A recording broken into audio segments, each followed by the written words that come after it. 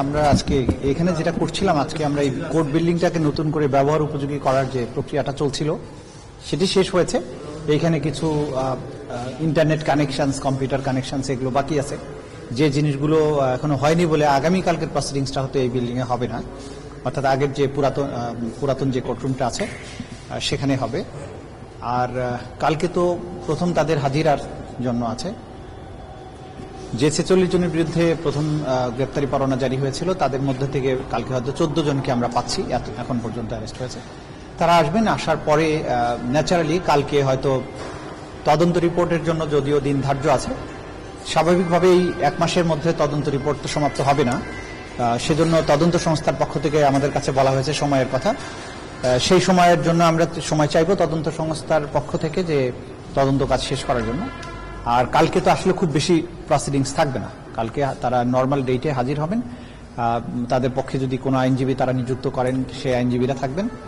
কালকে ইনফ্যাক্ট খুব বেশি প্রসিডিংস নাই, তারপরে হয়তো আবার পরবর্তী একটা তারিখ নির্ধারিত হবে, প্রথম তারিখে। কালকে শুধু আদালতে সোপর্দ করা, মানে তাদেরকে গ্রেপ্তারের পরে না, গ্রেপ্তার তো দেখানো হয়ে গেছে।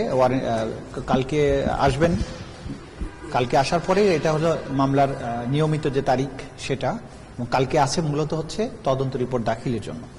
তো প্রথম যে তদন্ত রিপোর্টটা 1 মাসের মধ্যে এটা সমাপ্ত করা খুব স্বাভাবিক কারণেই সম্ভব নয়। তো কালকে ন্যাচারালি আমরা চাইবো যে সময় বাড়িয়ে দেওয়ার জন্য, যাতে করে আমরা এটা শেষ করতে পারি।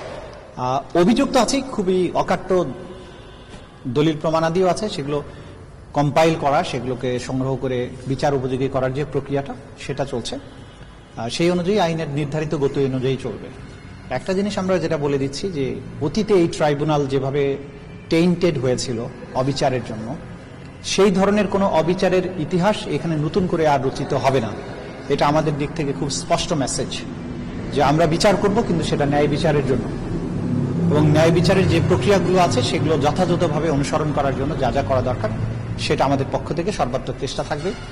সেই কারণে আইনের কিছু নেসেসারি সংশোধন আনা হচ্ছে। এখানে আমরা বিচার পদ্ধতি, এখানের জাজেস অ্যাপয়েন্টমেন্ট সবকিছুতেই আমরা সেই বিষয়টাকে খেয়াল রেখেই করছি। সবচেয়ে বড় জিনিস হচ্ছে এই সরকারের সদিচ্ছা আছে এবং সরকারের মধ্যে একটা ডিটারমিনেশন আছে। যে সমস্ত পারপিট্রেটর জুলাই আগস্টে শুধু নয়, এর আগেও বিগত সরকারের সময়ে গুম, খুন, এক্সট্রা জুডিশিয়াল কিলিং যেগুলো আছে সবকিছুতে এই ট্রাইব্যুনাল বিচারের জন্য আসবে।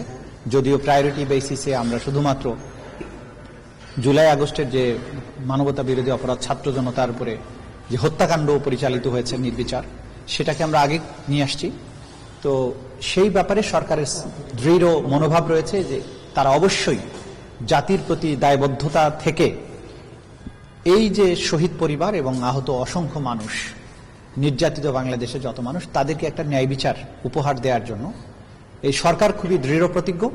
এবং সরকারের পক্ষে আমাদেরকে যে এখানে প্রসিকিউশনের টিম নিয়োগ করা হয়েছে, আমরাও জনগণের এই চাহিদার উপর খেয়াল রেখে আমরাও অত্যন্ত দৃঢ় মনোভাব নিয়েই এগিয়ে যাচ্ছি, যাতে খুবই সাকসেসফুলি বিচার প্রক্রিয়াটা শেষ করা যায়।